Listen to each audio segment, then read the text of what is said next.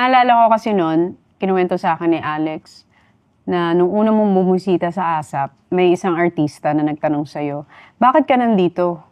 Tapos ang sagot mo is, "Bibisitahin ko si Alex." Tapos ang sagot sa'yo nung artista na yun is, "Nako, if I were you, wag na si Alex," 'di ba? Pero tinuloy mo pa rin. Kasi meron kang nakita sa kanya na hindi nakikita nung Ng iba, 'di ba? Siya talaga yung gusto ko makilala. Tapos nung nakikilala ko siya, unti-unti lumalalim.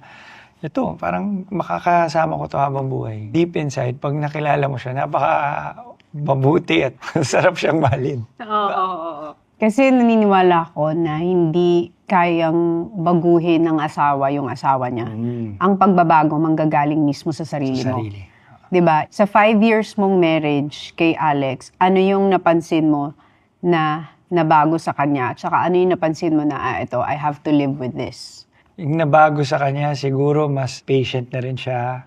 Mas na marunong na rin siyang makisama, na mag-compromise. And then, yung something na nandyan na talaga yung kakulitan niya.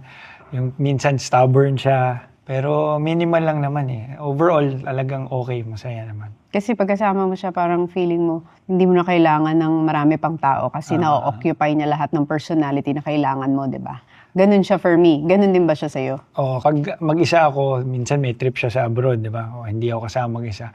Pag uuwi ako sa bahay, ramdam ko na empty pag wala siya.